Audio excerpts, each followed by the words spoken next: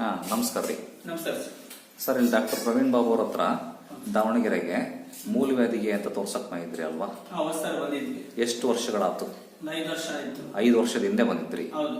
ಅವಾಗ ಏನು ನಾವು ಆಪರೇಷನ್ ಮಾಡಿದ್ವಾ ಮೆಡಿಸಿನ್ ಇಲ್ಲ, ಕೊಟ್ಟಿಲ್ಲ? ಬರೀ ಮೆಡಿಸಿನ್ ಕೊಟ್ಟಿದ್ರೆ ಮೆಡಿಸಿನ್ಗೆ ಕ್ಲಿಯರ್ ಆಗಿದೆ. ಫುಲ್ ಕ್ಲಿಯರ್ ಅಲ್ಲ? ಫುಲ್ ಕ್ಲಿಯರ್ ಆಯ್ತು. ಹಂಗಾಗಿ ಇವತ್ತು ಮತ್ತೆ ಬೇರೆ ಏನೋ ಸಮಸ್ಯೆ ತೋರ್ಸಕ್ ಮಾಡಿದ್ರಿ. ಒಟ್ಟು ಮೂಲವ್ಯಾಧಿಗಂತೂ ಕ್ಲಿಯರ್ ಅಲ್ಲ ಅವಾಗ?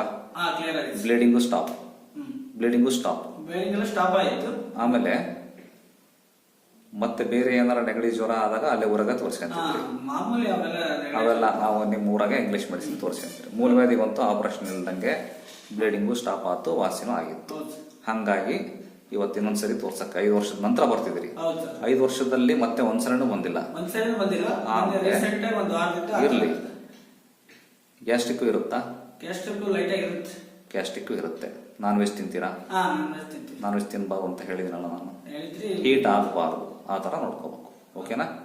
ಆ ಮೂಲವ್ಯಾಧಿ ಇರೋರಿಗೆ ಆಪರೇಷನ್ ಇಲ್ದಂಗೆ ಆರಾಮಾಗುತ್ತೆ ಅನ್ನೋ ವಿಶ್ವಾಸ ಇದೆ. ನಿಜ ಹೇಳ್ತಿದಾರ ಅವರು? ಆರಾಮಾಗಿರೋದು ಸತ್ಯ ಅಲ್ಲ? ಡಾಕ್ಟರ್ ಲಂಚ ಕೊಟ್ಟಿದ್ದಾರೆ ಹೇಳಿ ಅಂತ ಹೇಳ್ತಿದಾರ? ಡಾಕ್ಟರ್ ಏನಾರು ಲಂಚ ಕೊಟ್ಟಿದ್ದಾರೆ ಹೇಳಿ? ಓಕೆ. ಆಮೇಲೆ ಇವರಾದ್ಮೇಲೆ ಇನ್ನೊಬ್ರು ಮಾತ್ರಲ್ಲ ನಿಮ್ಮ ಫ್ರೆಂಡ್, ಅವ್ರಿಗೂ ಓಕೆನಾ?